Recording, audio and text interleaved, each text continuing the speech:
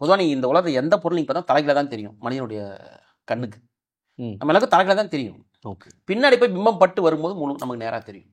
இந்த வேலையை கூர்மன்கிற ஒரு வாய்வு செய்யும். நீங்கள் வந்து இந்த வர்ம தொக்கணம்ன்றது உடல் முழுக்க அந்த ஒரு ஆயிலை வந்து நம்ம அப்ளை பண்ணி அவங்களுக்கு வந்து ஒரு சில விஷயங்கள்லாம் உடல் ரீதியாக வந்து பண்ணுறதுன்றது வந்து இப்போ வந்து நிறைய இடத்துல வந்து பார்த்தீங்கன்னா இந்த மசாஜ் அப்படின்னு சொல்லி ஒரு சில விஷயங்களை வந்து இது பண்ணிட்டு இருக்கிறாங்க. ஸோ அப்போது இந்த வர்ம தொக்கணத்தில் நம்ம கொடுக்கக்கூடிய இது விஷயத்துக்கும் இந்த இவங்க பண்ணிட்டு இருக்க என்ன டிஃப்ரெண்ட் இருக்கு, வித்தியாசம்? இந்த ஸ்பாங்கிற ஒரு வார்த்தை கேள்விப்பட்டாலே வந்து ஒரு அருவருப்பான தக்க விஷயமா கொண்டு வந்துட்டாங்க. ஆமாம், மசாஜுங்கிற வார்த்தையவே அப்படி கொண்டு வந்துட்டாங்க. இது வந்து முற்றிலும் தவறு. ஆனால் இன்றைக்கி அப்படி தான் நடக்குது. பெரிய பெரிய ஸ்பால அப்படின்னாக்கா உங்களுக்கு 45 மினிட்ஸ்க்கு இவ்வளோ ஃபீஸ். இதில் சார் வந்து பார்த்தீங்கன்னா இப்போ ஓடுற சைக்கிள் ஒன்று இருக்குது, ஓடாத சைக்கிள் ஒன்று இருக்குது. இப்போ இந்த ஓடாத சைக்கிள் ஒரு 10 வருஷமாக ஒரு சைக்கிள் ஓடவே இல்லை. அந்த ஓடாத சைக்கிளை எப்படி நீங்கள் ஓட வைப்பீங்க? பப்ளிக் ஒரு முக்கியமான ஒரு விஷயம் இது. நீங்கள் ஒகேனக்கல், குற்றாலம் இங்கெல்லாம் போனீங்க அப்படின்னா உங்களுக்கு மசாஜ் வேணுமான்னு கேட்டு, ஆமாம், ஒரு 500 ரூபா கொடுங்க 300 ரூபா கொடுங்கன்னு வாங்கிட்டு எண்ணெயை உடம்பு முழுக்க தேய்ச்சி போய் பஸ்தலில் குளிப்பாட்ட சொல்லுவாங்க. எத்தனையோ பேருக்கு ஜன்னி வந்து இறந்துருக்காங்க. எதனால் இறந்துருக்காங்கன்னு தெரியாது. இதெல்லாம் சீக்ரெட்டான ஒரு விஷயம். ஏன் அப்படின்னா வர்மக்கலைன்னு பொறுத்த வரைக்கும் என்னை பொறுத்தவரைக்கும் செல்ஃப் டிஃபென்ஸ். அதே மாதிரி நம்மளை தற்காத்துக்கிறதுக்கும் அதே மாதிரி ஒருத்தவங்களை வந்து நம்ம வந்து அடிக்கிறதுக்கும் இந்த மாதிரி விஷயங்கள் தான் வருது. ஸோ இந்த வர்மக்கலைக்கும் வர்ம தொக்கணத்துக்கும் என்ன வித்தியாசம் சார்? தெரியாமல் பட்டக்கூடிய அந்த வலிக்கு இத்தனை நாளைக்கு, ஒரு நாளைக்கு 24 நிமிஷம், அப்போ ஒரு 3 நாள் 6 நாள் 6 மாதம் வரைக்கும் டைம் இருக்கு. இது அப்படியே அந்த வியாதி அந்த தளத்தில் வர்மத்தில் அடிபட்டு அப்படியே பல்கி பெரிய உயிர் பிரியும். இது எதுலையுமே கண்டுபிடிக்க முடியாது.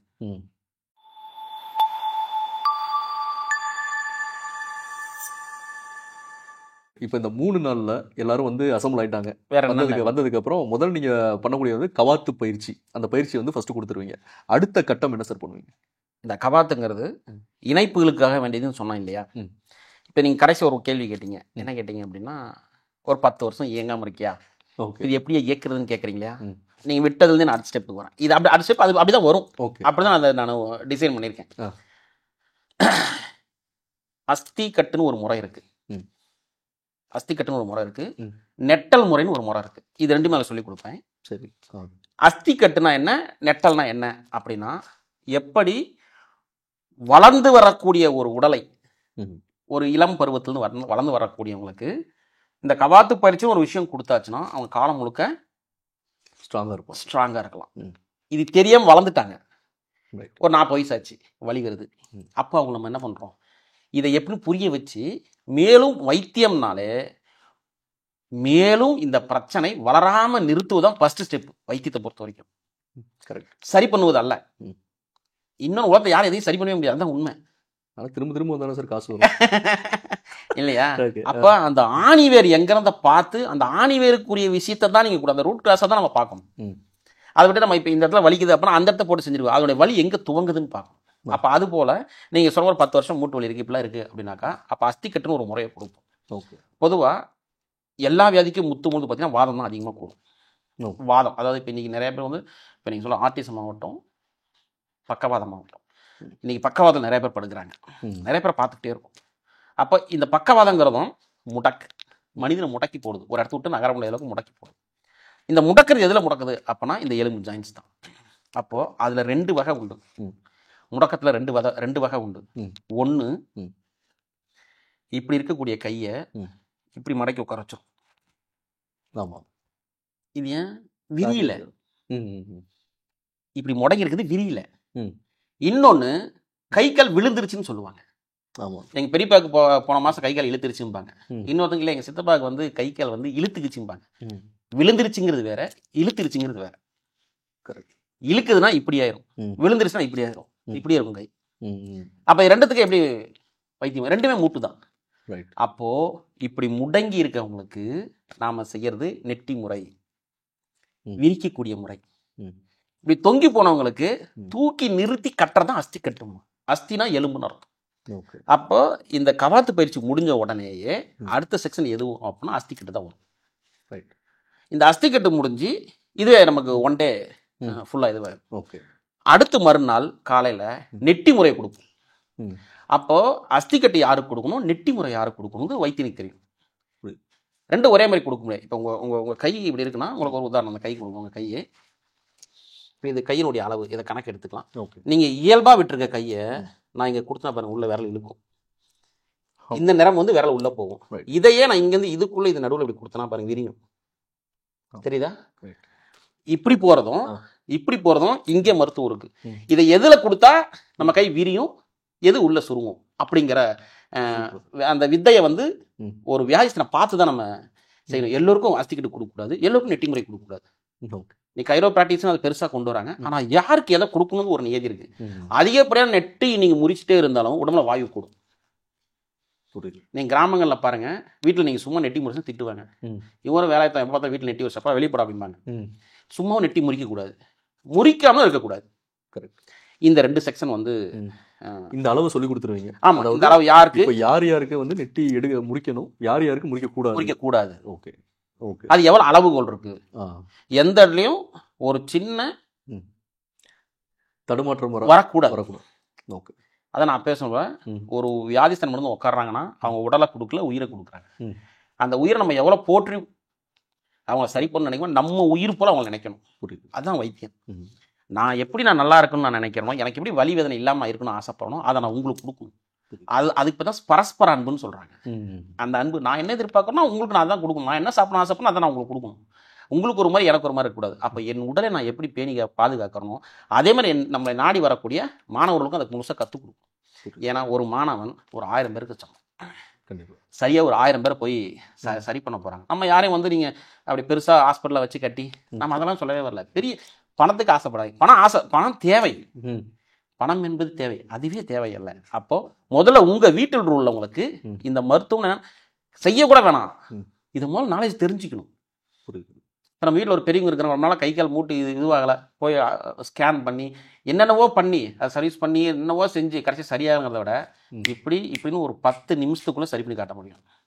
நீங்கள் 1,00,000 பேர் முன்னாடி சபையில் கூப்பிட்டு என்னை ஒருத்தர் நிப்பாட்டி எனக்கு செய்ய சொன்னால் நீங்கள் டைம் பார்த்துக்குன்னு சொல்லுவேன். எங்கள் வகுப்பில் தெரியும், பாஸ்கர் ஐயா பார்த்துருக்கிறாரு, நிமிஷம் பார்த்துக்க சொல்ல யாரையும் டைம் பார்த்துக்கம்ப. நான் செஞ்சு முடிச்சு திரும்பி பார்த்தா 7 நிமிஷம் 8 நிமிஷம் தான் இருக்கும். அவங்க கேட்டால் ஐயா நான் 15 வருஷம் கை தூக்கிம்பாங்க, 15 வருஷம் ஆச்சியா கை தூக்கிம்பாங்க, தூக்கி அமைச்சிருவாங்க. இது நான் பெருமைக்கு சொல்ல வரல, இதே இடத்துக்கு நான் என் மாணவர்களையும் கொண்டு வந்துடுவேன். அப்போ அது எங்கே எப்படி சூட்சுமம் எங்கே இருக்குது அதுதான் வகுப்பு. புரியுது? ரொம்ப இயல்பா ஒன்றும் இதுக்கு முன்னாடி இதுக்கு முன்னாடி அவங்க மருத்துவம் படிச்சிருக்கணும், மருத்துவத்துறையில் இருக்கணும், இப்படிலாம் கிடையாது. இந்த உலகத்தில் பிறந்த எல்லாரும் மருத்துவர் தான். உங்கள் உடம்பு தான் உலகத்திலே சிறந்த டாக்டர். நான் அல்ல, என் உடம்புக்கு நான் தான் சரியான டாக்டர். எனக்கு எப்போ பசிக்கும்னு என் தாய்க்கும் தெரியாது, என்னை கட்டிய மனைவிக்கு தெரியாது, நான் பெற்ற பிள்ளைக்கு தெரியாது, ஏன்னா எனக்கே தெரியாது. ஏன் ஒரு நாள் நான் கூடுதலாக வேலை செய்வேன், ஒரு நாள் வேலையே செய்யாமல் இருப்பேன், அப்போ எனக்கு பசிக்காது. ஒரு நாள் கூடுதலாக வேலை செய்வேன், அதிகமாக பசிக்கும். இதை நான் எந்த நேரம் வச்சு நான் சாப்பிடுவேன்? அன்னைக்கு இருக்கக்கூடிய அந்த பொழுது நான் எப்படி கழிச்சிருக்கணும், அதுதான் எனக்கு பசி. அது போல தான் வியாதி. அப்போ என் உடலை நான் பேணி காப்பது போல இந்த உலகத்தில் யாரும் பேணி காக்க முடியாது. அப்போ நம்ம குடும்பத்தில் பிறந்து வளர்ந்து வரக்கூடிய அடுத்த ஜென்ரேஷனுக்கு விழிப்புணர்வு தான் வேணும்.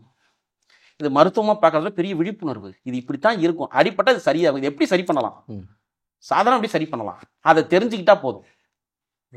இப்போ ஒரு காயம் படுதுன்னு வச்சுங்களேன், நீங்கள் கத்தி எடுத்து கிழிச்சிருச்சு, ரத்தம் வந்துருச்சு, நீங்கள் அதுக்கு மெடிசன்லாம் போட்டு சரி பண்ணீங்கன்னா வகுடு தெரியும். ஆமாம், சரியான வகுடு தெரியும். எந்த மருத்துவமும் செய்யாதீங்க, தானாக குடிக்கும், வகுடும் தெரியாது. ஏன்னா அதை சரி பண்ணது உடம்புங்கிற மருத்துவம் செஞ்சதுனால சூடே இருக்காது. நீங்கள் வெளியே ஒரு விஷயத்தை கொண்டு வந்தால் தான் சூடு காட்டும். இது என்னன்னு விழிப்புணர்வு கொடுத்துட்டா போதும். ஓகே, அதான் வகுப்பு. இது வரைக்கும் எவ்வளவு பேர் சார் நீங்கள் குணப்படுத்தியிருப்பீங்க? இல்லையா? ஒரு குத்து மதிப்பாக சொல்லுங்க. என்னை பொறுத்த வரைக்கும் சரி பண்ணணும்னு சொன்னதை விட இதை சொல்லி கொடுத்து எத்தனை பேருன்னு கேட்டால் ரொம்ப சந்தோஷப்படுவேன். ஓகே, ஏன் அப்படின்னா அது கணக்கிலே வராது. சொல்லி கொடுத்ததெல்லாம் அவ்வளோ சரி பண்ணதெல்லாம் வந்து கணக்கிலே வராது, அவ்வளவு இருக்கு. ஓகே, ஒரு உதாரணத்துக்கு ஐயா நீங்கள் கூட வந்தோடனே ஐயா என்னோட நண்பருடைய குழந்தை என்ன சொன்னார் உங்களுக்கு? இல்லை சார், அவர் வந்து என்னன்னா அவருக்கு வந்து ஒரு சின்ன அந்த குழந்தைக்கு வந்து சரியாக பேச முடியும்னு சொல்லியிருந்தாங்க. ஸோ அப்போ பாஸ்கர் சார்கிட்ட கேட்கும்போது, ஹீலர் பாஸ்கர் சார்கிட்ட கேட்கும்போது உங்களோட இதை வந்து அவங்களுக்கு கொடுத்துருக்காங்க. ஸோ அவங்க நேரடியாக வந்து உங்களை பார்த்து வைக்கும்போது இப்போ ரிசல்ட் வந்து நல்லா இருக்குது, பையன் வந்து நல்லா பேசுகிறான் அப்படின்ற மாதிரி விஷயங்கள் சொன்னாங்க. இது உண்மையிலே எனக்கு நடந்த ஒரு அனுபவம், என்னோட நண்பனுக்கு நடந்த ஒரு அனுபவம். சந்தோஷம். ரைட், அதான் இறைவனோட அருள். Okay sir. இப்போ இந்த மாதிரி நான் சொன்னால் எவ்வளோ பேர் சொல்கிறது? ஓகே, அவ்வளோ பேர் இருக்கிறாங்க. ஆனால் நான் என்ன பண்ணுறேன் அப்படின்னா, கடந்த இந்த ஒரு 10 ஆண்டுகளில் இப்போ ஒரு 7-8 ஆண்டுகள் நான் வைத்தியம் பார்க்கறதில்ல. வைத்தியம் பார்க்கறதில்ல. ஏன் அப்படின்னா என்னை பொறுத்த வரைக்கும் என்கிட்ட நீங்கள் ஒரு விஷயம் தெரிந்து படிக்கிறீங்க, குடும்பத்தில் ஒரு பிரச்சனை இருக்குது, உடல் உபாதையாக இருக்குது அப்படின்னு நான் சொல்லி கொடுத்து உங்களுக்கு போதுமானது. ஆனால் இன்னைக்கு எல்லோருக்குமே வேறு மருத்துவத்தை படிக்கணும்னு ஆசைப்பட்டு இன்னைக்கு லட்சக்கணக்காக செலவு பண்ண பேர் எங்கேயுமே படிச்சுட்டு வராங்க.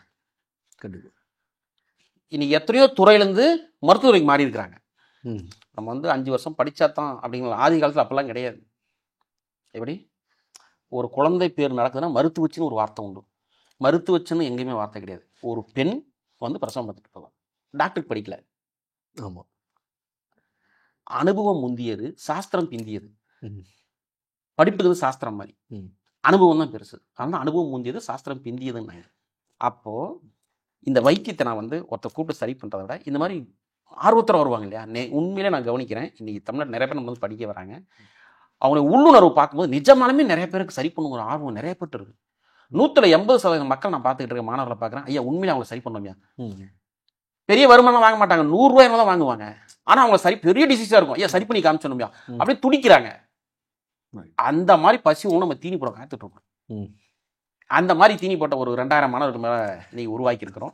நிறைய பேர் அதை செஞ்சுக்கிட்டு இருக்காங்க. நான் ஏன் வைத்தியம் பார்க்கறதுன்னு சொல்கிறேன் அப்படி சொன்னால், ஒரு ஆளுக்கு வந்து 1000 பேருக்கு சமம், 1000 பேருக்கு மருத்துவர் போய் பார்ப்பாரு, 2000 பேர் உருவாக்கி இருக்கிறீங்க, பெரிய விஷயம். நான் ஏன் அதில் வந்து ஒரு சின்ன விஷயம், நான் ஏன் மருத்துவம் பார்க்கறதுன்னு சொல்கிறேன் அப்படின்னா, விஷயத்தை நான் உங்களுக்கு சொல்லி கொடுத்துட்டு நானே வைத்தியம் பார்த்தேன் அப்படின்னா, இப்போ நீங்கள் இப்போ ஒரு இடத்துல தெரிஞ்சு ஒரு வியாதிஸ்தை நீங்கள் பார்க்குறீங்க, அவங்ககிட்ட நீங்கள் வந்து இந்த மாதிரி சரவணையாட்ட நான் படித்தேன் அப்படின்னா அவங்க உங்களை தேட மாட்டாங்க. அடுத்தது கண்டிப்பாக என்ன தேடி வந்துடுவாங்க வைத்தியம் பார்த்துக்கிறதுக்கு. ஐயா செஞ்சால் சரியாக போயிடும் அப்படின்னு சொல்லிட்டு நான் செய்ய ஆரம்பிச்சிட்டேன்னா என்னால் பேஷண்ட் தான் பார்க்க முடியும், தவிர சொல்லிக் கொடுக்க முடியாது. இன்னொன்று என்னென்னா, அந்த வருமானம் உங்களுக்கு தரப்படும். நீங்கள் வாங்குற ஒரு 500 1000 இருந்தாலும் அந்த வருமானத்தை நான் வாங்குற மாதிரி இருக்கும். எனக்கு அது உடன்பாடு இல்லை. அப்போ இந்த ஒருத்தரை நான் சரி பண்ணி செய்கிற நேரத்துக்கு உங்களை மாதிரி 1000 பேருக்கு சமான மாணவர்கள் உருவாக்கணும்னு ஆசைப்பட்றேன். இப்படியே இருந்துச்சுன்னா ஒரு சில காலத்துக்கு மேலே வியாதிசை ரொம்ப குறைவாங்க, மருத்துவர்கள் கூடுவாங்க. இந்த 3 நாள் வகுப்புல நீங்க வந்து கவாத்து பயிற்சி, அஸ்திக்கட்டு, இந்த மாதிரி விஷயங்கள் இருக்கு. இது வரிசையா வேற என்னென்ன விஷயங்கள்லாம் அந்த 3 நாளும் நம்ம வந்து கொடுப்போம், பயிற்சி கொடுக்க போறோம், சொல்லிக் கொடுக்க போறோம் அப்படின்றது மட்டும் கொஞ்சம் தெளிவாக சொல்லிடுங்க சார். முதல் நாள் வந்து நம்ம வந்து கவாத்து பயிற்சியும் அஸ்திக்கட்டும் பார்க்குறோம். இப்போ அடுத்த மறுநாள் வந்து நெட்டி முறை. அதை முடிச்சக்கப்புறம் பார்த்தீங்கன்னா தசவாய்வு தட்டுன்னு ஒரு பெரிய கலை இருக்கு. ரொம்ப எளிய முறை வைத்தியம், பலன் பெருசு. ரொம்ப யோசிச்சு பார்க்க முடியாத அளவுக்குலாம் இருக்கும், அந்த அளவுக்கு இருக்கும். நம்ம உடம்புல இந்த தச வாயுக்கள் வந்து ஒரு மனிதனை, இந்த மனித ஜீவனை ஆட்கொண்டு எது இயக்குதுன்னா இந்த தசவாயு தான். பிராணன், ஆபானன், வியானன், ஊதானன், சமானன், தேவதத்தன், கிரிகரன், நாகன், கூர்மன், தனஞ்சயன் சொல்லி 10 விதமான வாயுக்கள் தான் நம்மளை இயக்குது. ஓகே, இப்போ நான் உங்கள்கிட்ட பேசுகிறேன் அப்படின்னா உதானன் ஒரு வாயு தான் என்னை பேச வைக்கிது. இந்த தொண்டையிலிருந்து இந்த நாக்கு சுழலுது பார்த்தீங்களா, இந்த சுழலக்கூடிய வேலை அதுதான் செய்யும். ஓகே, நான் உங்களை பார்க்குறேன், உங்கள் உருவத்தை நான் முழுசாக பார்க்குறேன், நீங்கள் என்ன பார்க்குறீங்க அப்படின்னாக்கா கூர்மன்கிற வாயு தான் கண்ணில் நின்று வேலை செய்யும். பொதுவாக நீங்கள் இந்த உலகத்தை எந்த பொருள் நீங்கள் பார்த்தா தலைகளை தான் தெரியும். மனிதனுடைய கண்ணுக்கு நம்ம எல்லாருக்கும் தலைகளை தான் தெரியும். ஓகே, பின்னாடி போய் பிம்பம் பட்டு வரும்போது முழு நமக்கு நேராக தெரியும். இந்த வேலையை கூர்மன்கிற ஒரு வாயு செய்யும்.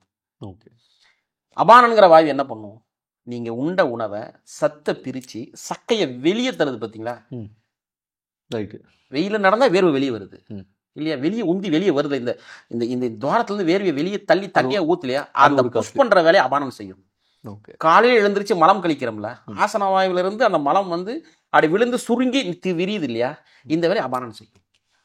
ரைட், இது போல இந்த 10 வாயுக்களும் உடம்புல என்னென்ன வேலை செய்யுது, இதுதான் மனிதன் வந்து நம்ம நடக்க வைக்கிறது, பேச வைக்கிறது, பார்க்க வைக்கிறது, தாம்பத்தியில் ஈடுகொடுறது, உடம்புல சுருங்கி விரியிறது, சுவாசம், பேச்சு, அத்தனையுமே எது கொண்டு வர போனால் அந்த 10 விதமான வாயுக்கள் தான் இயங்கும். இந்த 10 விதமான வாயுக்களை எப்படி இயக்கினா உடம்பு வந்து சரியாகும் அப்படிங்கிறத அடுத்த செக்ஷன் வந்து அது ஒரு பெருசாக தச நாடி, தச வாயு, இதெல்லாம் நிறைய இருக்கு. ஓகே, அப்போ இந்த 10 விதமான வாயுக்களை சரி பண்ணி முடிச்சுட்டு அதுக்கடுத்தா நம்ம தொக்கணத்துக்குள்ள போவோம். இந்த தொக்கணங்கிறது வர்மம் படித்தவங்க படிக்கணுமா, இல்லை வர்மத்து இது என்ன பிரிவு அப்படிலாம் நிறைய மக்களுக்கு வந்து சந்தேகங்கள் வரும். இன்னைக்கு பொதுவாக வர்மத்தில் வந்து நான் யாரையும் புண்படுத்துக்கோசம் இந்த வார்த்தையை சொல்ல வரல. இன்னைக்கு சொல்லிக் கொடுக்குறதே என்ன பண்ணுறாங்க அப்படின்னா, இத்தனை புள்ளிகளுக்கு இவ்வளோ காசுன்னு கொண்டு வந்துட்டாங்க. நிறைய பேர் வந்து இது சொல்லாமல் கூட எனக்கு தெரியல. யாரையும் குற்றம் கூறுவதும் நம்மளோட இது கிடையாது. இப்படியும் நடந்துக்கிட்டு இருக்குன்னு சொல்ல வரேன், பொதுமக்களுக்கு சொல்ல வரேன். அப்போது இத்தனை புள்ளிகள் இவ்வளோ காசு நாங்கள் சொல்லித்தரோம், இவ்வளோ தூரத்துக்கு வந்து. ஆனால் என்னன்னா அங்கே சொல்லிக்கிட்டோம், நீங்கள் வீட்டில் போய் செஞ்சு பார்த்துக்கின்றுவாங்க. அது சரி, இவ்வளோ விஷயம் இருக்குது, நீங்கள் வீட்டில் போய் பார்த்துங்க அப்படின்ட்டு. ஆனால் நம்ம தொக்கணத்தில் அப்படி இருக்காது. இப்போ ஒரு 50 பேர் இருக்கிறாங்க அப்படின்னா 50 பேரில் யார் கிரானிக்காக இருக்காங்களோ, யார் ரொம்ப வருஷம் ஒரு பிரச்சனைகளோ, அது தலையிலேருந்து வருவோம், ஒவ்வொரு செக்ஷனாக வருவோம். தலை, கழுத்து, புஜம், கை, தோள்பட்டை, முதுகு, வயிற்றுப்பகுதி, இடுப்பு பகுதி, கால் பகுதி, தொடைப்பகுதி, முழங்கால், இப்படி ஒவ்வொரு ஸ்டெப்பாக சொல்லி கொடுத்துட்டு வரும்போது அந்தந்த செக்ஷனில் யாருக்கு அந்த 100 பேரில் அதிகப்படியான பிரச்சனை இருக்கு, பல வருஷமாக யாருக்கும் அவங்களுக்கு முன்னாடி நிறுத்துவேன். ரைட். வகுப்பில் வந்து இதை செய்யுங்க, நீங்கள் வீட்டில் போய் செஞ்சு பார்த்து சரி பார்த்துங்க அப்படின்னா நான் வந்து கடத்தர நடத்தும் அந்த வகுப்பை. கண்டிப்பாக நீங்கள் போய் செஞ்சு பார்த்துங்க, ரிசல்ட் எத்தனை பேர் கூப்பிட்டு கேட்க போகிறாங்க அப்படிங்கிற ஒரு இது வந்துடும். அந்த வார்த்தை கிடையாது. 100 பேரில் யாருக்கு அதிகப்படியான வழியாக இருக்கீங்க அவங்க வாங்க அப்படின்னு கண்ணு முன்னாடி டைம் பார்த்து நிமிஷம் கணக்கு செஞ்சு காட்டுவோம். நடக்கணும்னா நடக்க வச்சு காட்டுவோம். இதை அந்த மீதி 100 பேருக்கும் எப்படி இதை செய்யணுங்கிற சீக்கிரட்டை சொல்லிக் கொடுப்பேன். இதை சொல்லிக் கொடுக்கறதுல ஆண் ஆணுக்கு செய்யணும், பெண் பெண்ணுக்கு செய்யணும். ஓகே, இவங்களுக்கு தனி அவங்களுக்கு தனி, சூத்திரங்கள் ஒன்று, விஷயம் என்பது ஒன்று, எல்லாம் சொல்லி கொடுத்துட்டு 2 பேரும் தனியாக செஞ்சு பாருன்னு சொல்லி செஞ்சு பார்க்கும்போது ஆளுக்கு வந்து ரிசல்ட் சொல்லிட்டே இருப்பாங்க. ஐயா இவர் சூப்பராக செஞ்சாரியா, ஐயா இவங்க செஞ்சு சரி பண்ணியிருக்கேன் ஐயா. அப்புறம் அந்த மாவே அப்போவே ப்ராக்டிக்கலாக கைப்பக்கத்தோடு செய்யும் பொழுது ஒரு திருப்தி வரும் பார்த்தீங்களா. அந்த திருப்தி வந்து உண்மையிலே ஒரு மருத்துவங்கிறவன் ஒரு நோயாளிக்கு நோய் சரியாச்சுன்னா ஒரு குழந்தை பிறந்தாலும் ஒரு தாய் என்ன சந்தோஷப்படுவாளோ அந்த சந்தோஷம் ஒரு மருத்துவம் படுவோம். அவன் தான் மருத்துவன்.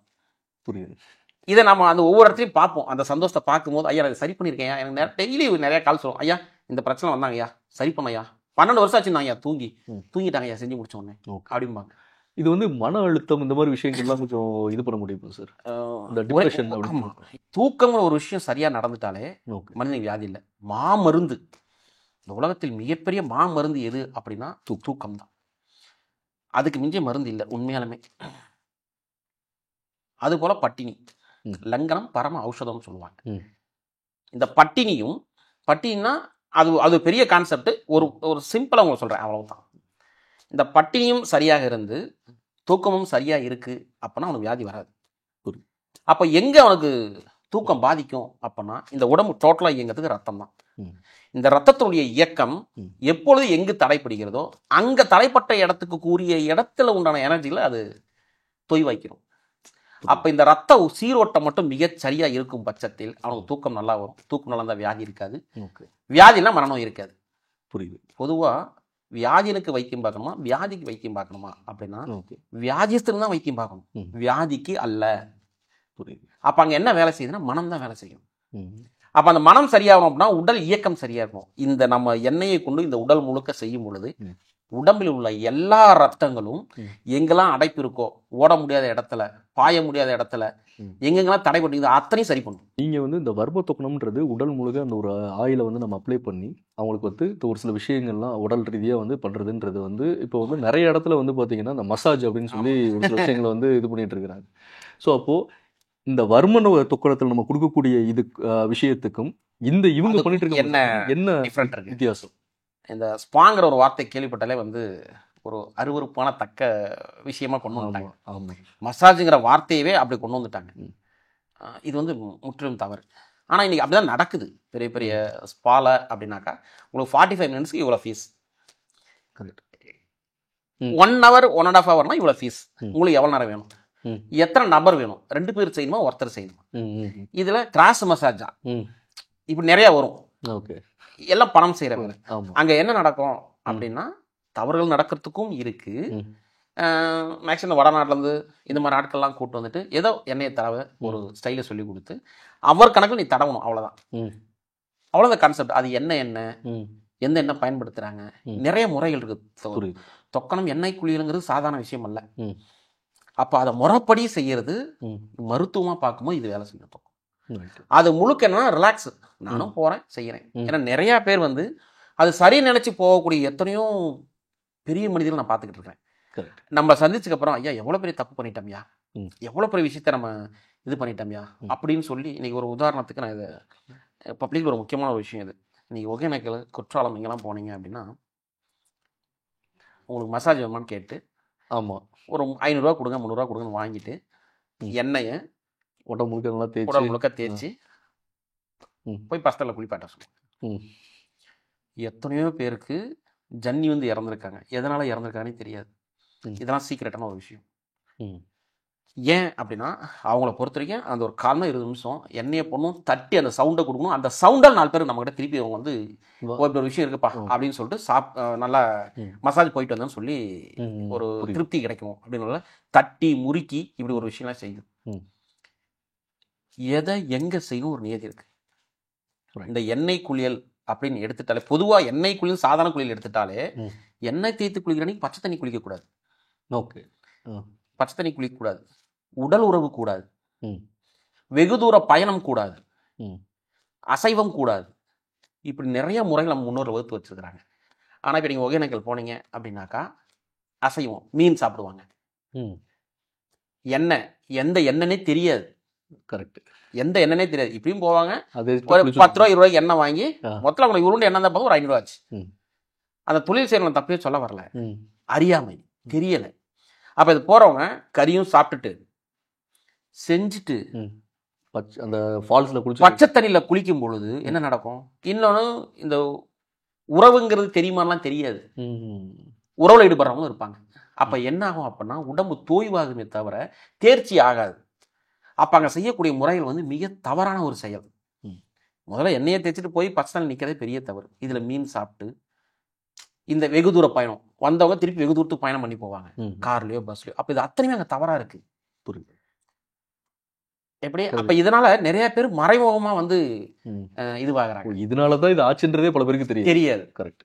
இப்போ நிறைய பேர் பாருங்க, ஸ்கூல்ல வந்து குழந்தை ஸ்கூலுக்கு போயிட்டு வரும், திடீர்னு என்னன்னு தெரியல 10 நாள் ஒரு மாதிரி வலி இருந்தால் அந்த குழந்தை இறந்துடும்.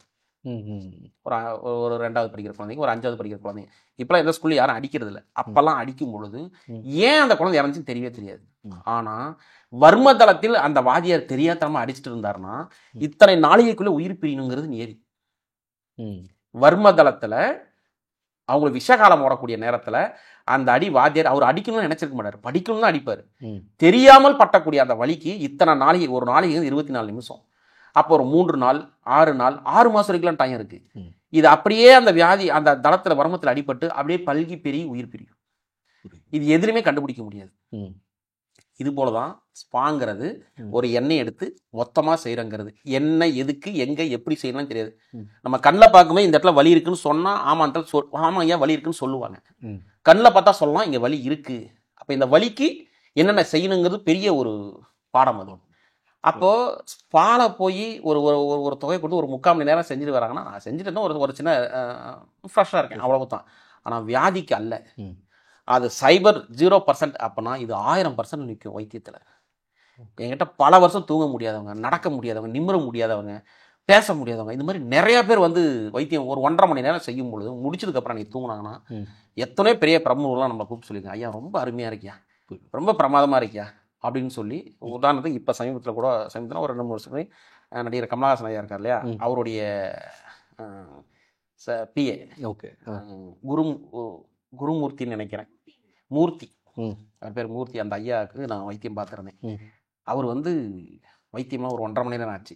முடிச்சதுக்கு அப்புறமா அவர் ஒரு வார்த்தை சொன்னார், ஐயா எங்கள் தாத்தாலாம் இந்த வைத்தியம் பண்ணியிருக்காருயா, எனக்கு தெரிஞ்சு அவருக்கு அடுத்து நீங்கள் அவ்வளோ பிரமாதம் செஞ்சீங்க, ரொம்ப சாட்டிஸ்ஃபை, ரொம்ப திருப்தியாக இருக்கேன்னாரு. ஆனால் அப்போ அவங்க எத்தனை உலக நாடுகளை எங்கெங்கெல்லாம் செஞ்சுருப்பாங்க. கரெக்ட். ஏன் அந்த திருப்தி வரல அப்படின்னா அந்த முறை நெறிப்படுத்துதல், அந்த நெறிப்படுத்துதல் தான் இந்த தொக்கணம் பிரியும். ஒரு பூனை ஒரு துவாரத்துக்குள் நுழையுது அப்படின்னா எதை வச்சு நுழையும் அப்படின்னா தன் மீசையை வச்சு தான் நுழையும். இந்த மீசை எங்கேயுமே இடிக்காம தான் அது எவ்வளோ பெரிய பின்னாடி உருவம் வந்து கொண்டு போயிடும். இடிச்சிருச்சா உள்ள போகாது. ஏன்? அது அந்த வர்மத்தோட சேர்ந்தது. அதுக்கு தெரியும் இந்த உடல் இவ்வளவுதான் மடங்கும், இவ்வளவுதான் நெறியும், இவ்வளவுதான் உள்ள போகும்ட்டு. போய் சிக்கிக்காது. எந்த பொண்ணு நடுவில் சிக்கவே சிக்காது. கவனிச்சு பாருங்க. அப்ப அந்த அளவுகோல் வந்து மீசையில் இருக்கு இல்லையா, அந்த மாதிரி அந்த அளவுகோல் தான் இந்த உடலுக்கு இது தேவையில்லைங்கிறத வர்ம வைத்தியம் சொல்லுது. பாடுறவங்களுக்கு தெரியாது. கரெக்ட். இஷ்டத்துக்கு அவங்க கூட இஷ்டத்துக்கு ஏதோ ஒன்று செய்கிறோம், அவ்வளோதான். மணிக்கணக்கு 45 மினிட்ஸ் ஆச்சு நீங்கள் எந்திரிக்கின்றவாங்க, Right. அவ்வளவுதான். நம்ம அதாவது அவங்களுக்கு தெரிஞ்சது அவ்வளோ அறியாமை தான். யாருமே உலகத்தில் என்ன போது யாருமே கெட்டவனும் இல்லை, மிகச்சிறந்த நல்லவனும் இல்லை. ஓகே. இதில் வந்து வயதுன்னு ஒரு விஷயம் இருக்குது. எந்த குறிப்பிட்ட வயதுனா எந்த வயதுக்கு அப்புறம் இதை வந்து கற்றுக்கணும், எந்த வயது உள்ள நபர்கள் இதை வந்து தெரிஞ்ச கற்றுக்கிறதுக்கு உங்களோட வகுப்பில் கலந்துக்கிறதுக்கு வரலாம் அப்படின்றது மட்டும் சொல்லுங்கள். இதில் வயது வரம்பு கிடையாது.